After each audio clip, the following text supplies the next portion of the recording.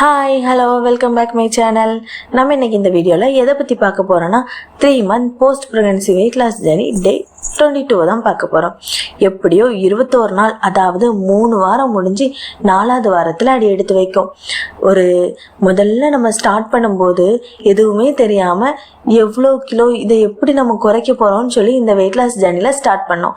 இப்போ எப்படியோ நம்ம ஒரு சரியான பிளேட்டிங் கொண்டு வந்து சாதாரணமாக சாப்பிட்றதுலேருந்து கொஞ்சம் குறைச்சி ஒரு அழகான ஒரு பிளேட்டிங்க்கு கொண்டு வந்தோம். இனி அதுலேயும் எப்படி நம்ம சத்தான ஆகாரத்தை சாப்பிட போகிறோங்கிறது தான் அடுத்த இந்த மாதத்தில் முடிவுக்குள்ளே நம்ம கரெக்டாக ஒரு பிளேட்டிங் கொண்டு வரணும். சத்தான ஆகாரம்னா இந்த ப்ரோட்டீன் நியூட்ரிஷன்ஸ்லாம் இருக்குல்ல, அதெல்லாம் எப்படி ஆட் பண்ணி எப்படி கொஞ்சம் கார்ப்ஸை கம்மி பண்ணி எப்படி நம்மளோட பிளேட்டிங்கை கொண்டு வர போகிறோம் தான் இந்த ஒரு 10 நாளில் பார்க்க போகிறோம். சரியா? எப்படியாவது நம்ம கரெக்டாக ஒரு நார்மல் பிளேட்டிங்கை விட ஒரு நியூட்ரிஷன் பிளேட்டிங்கை கொண்டு வரணும். சரியா? அதாவது அதுதான் நமக்கு வெயிட் லாஸ் பண்ண ஹெல்ப் பண்ண போகுது. ஓகேவா? அதனால இனி தான் நம்மளோட டயட்டை நம்ம ரொம்ப ஸ்ட்ரிக்டாக ஃபாலோ பண்ணணும். அதனால நம்ம இனி ஒரு ப்ராப்பர் டயட் ஃபுட்டை எடுக்க ஆரம்பிக்கணும். இனி நம்ம ஏனா தானான்னு சொல்லி சாப்பிடக்கூடாது. கரெக்டாக ப்ராப்பராக ஃபுட் எடுக்கிறதுக்கு நம்ம பழகிக்கணும்.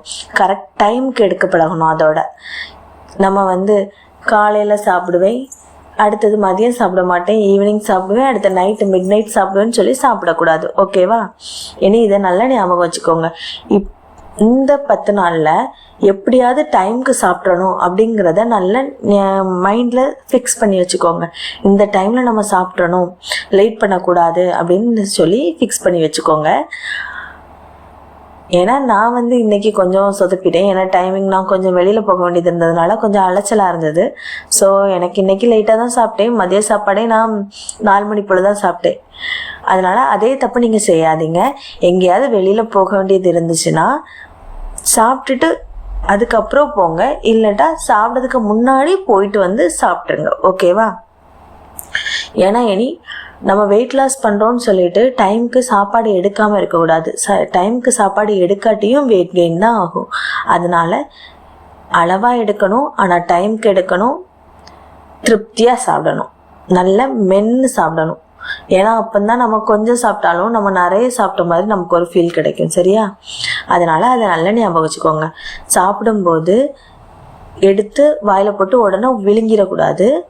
எடுத்து வாயில் போட்டு நல்லா சியூ பண்ணி அதை அதோட டேஸ்ட்டை நல்லா ஃபீல் பண்ணி சாப்பிடுங்க. அப்போ உங்களுக்கு சாப்பிட்ட மாதிரியும் உங்களுக்கு இருக்கும்.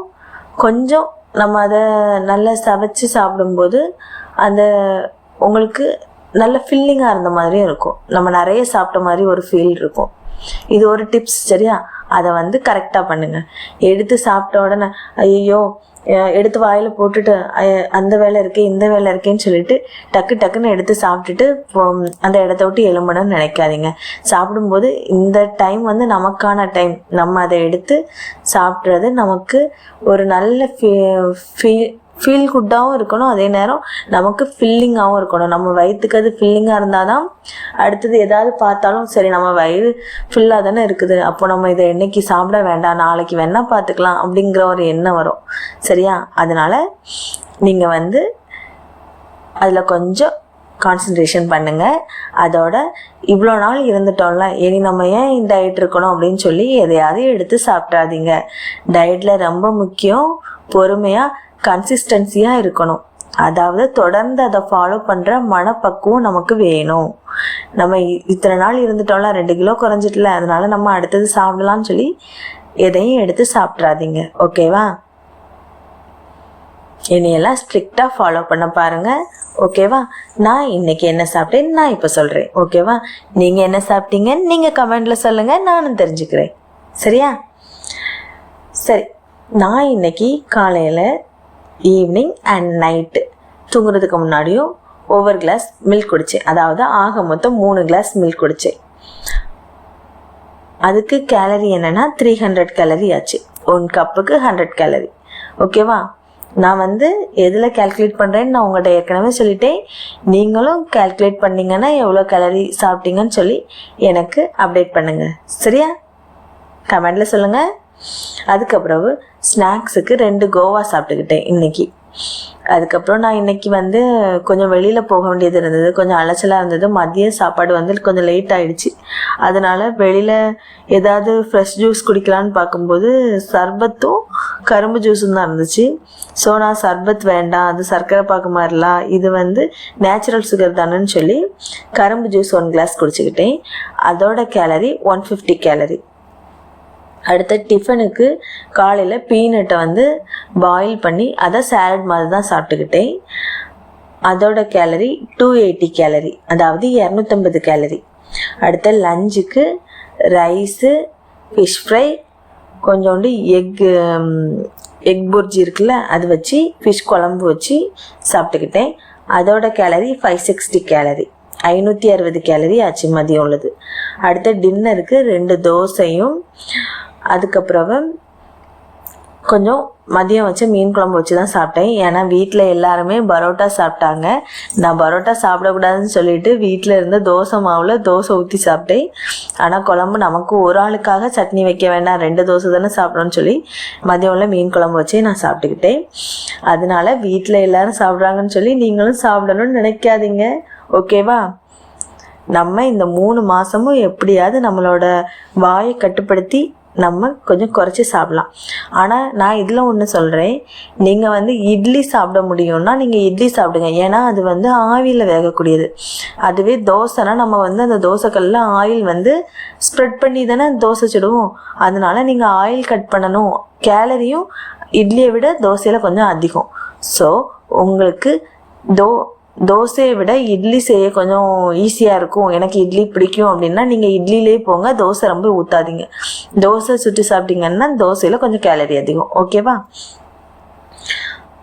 ஆக மொத்தத்தில் நான் இன்னைக்கு எடுத்துக்கிட்ட கேலரி மொத்தம் 1710 கேலரி. நமக்கு லிமிட் என்ன? 1600 1800. இன்னைக்கு அந்த ரேஞ்சுக்குள்ளே தான் வந்திருக்கு, ஓகேவா? ஆனால் ஒன்று, கரும்பு ஜூஸ்லாம் நீங்கள் ரொம்ப குடிக்கக்கூடாது. ஏன்னா அது வந்து ஜஸ்ட் ஃப்ரெஷ்ஷாக இருந்தாலும் ஃப்ரெஷ் ஜூஸாக இருந்தாலுமே அது வந்து சுகர் கண்டென்ட் அதிகம் உண்டு.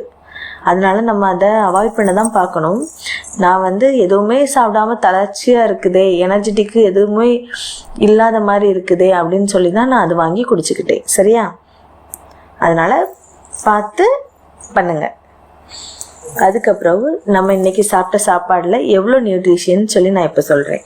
அதை ரீச் பண்ணியிருக்கேன் நானும் இப்போ சொல்கிறேன், சரியா? இன்னைக்கு நான் சாப்பிட்டதுக்கு ப்ரோட்டீன் 58 to 60 கிராம் தான் இருந்துச்சு. ஆனால் நம்மளோட லிமிட்டு 75 to 98.